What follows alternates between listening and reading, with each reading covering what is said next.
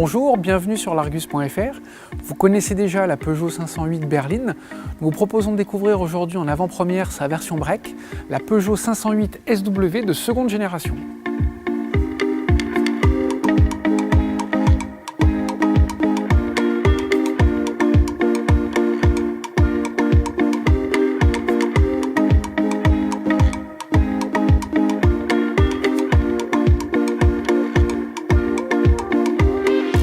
Évidemment, toute la partie avant est identique entre la berline et le break.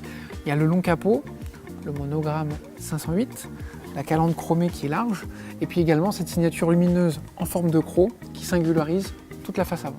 Les flancs sont également ouvragés avec des nombreux plis de carrosserie qui sont empruntés à la berline. Question format, ce break fait 4,77 m. De long, c'est 2 cm de plus que la berline et 5 cm de moins que le break de la précédente génération. Mais ce qui est important, c'est surtout la hauteur de pavillon qui a été abaissée de 6 cm parce que cette Peugeot 508 SW utilise des portières sans encadrement. Ça, c'est quelque chose qui est inédit sur le segment. Ça lui donne de belles proportions et ça permet de donner l'impression d'avoir un véhicule plus grand qu'il n'y paraît. À l'arrière, le mimétisme entre le break et la berline s'exprime par ce bandeau laqué de noir qui intègre les feux. C'est la signature des nouveaux modèles Peugeot, avec les 3 blocs optiques et de la transparence. Donc ça apporte du high-tech, du standing, et ça illustre la montée en gamme. On a des différences évidemment avec ce petit jonc ici et cette lunette arrière plus inclinée, et des modelés qui sont spécifiques, un seuil de coffre plus bas. Parlons justement du coffre.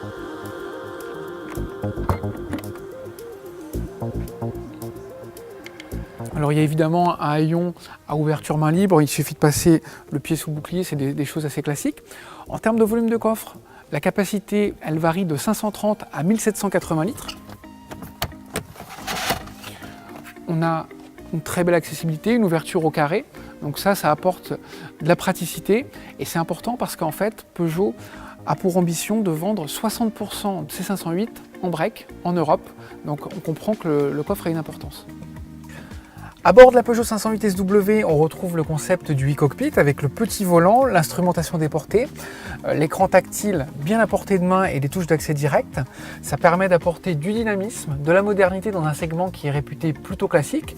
Et puis, comme pour la berline, Peugeot a soigné sa copie en corrigeant les défauts de l'ancienne 508, en apportant des rangements. Donc là, on a des rangements ici, on a 2 porte-gobelets, on a des rangements là, plus des rangements dans les bacs de portière, donc ça reste aussi une voiture dynamique, élégante et également une voiture à vivre.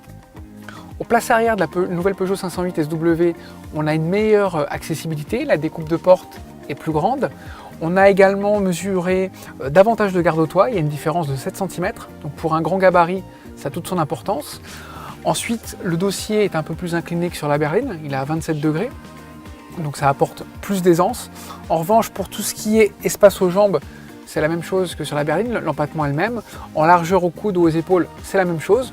Et donc au global, on a quand même plus d'espace en hauteur, et ça c'est bien à bord de ce nouveau break.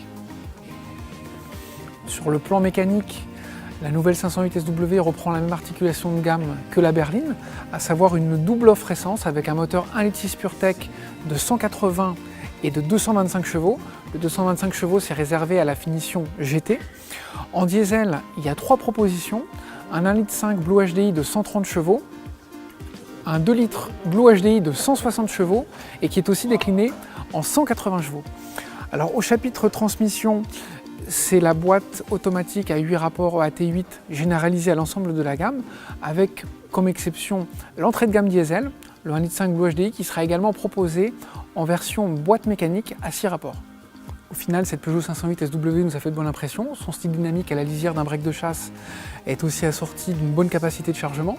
Donc elle fait le lien entre esthétique et pratique, ça c'est une bonne chose. Elle prendra son premier bain de foule au Mondial de l'Automobile à Paris en octobre prochain. Elle sera commercialisée début janvier 2019.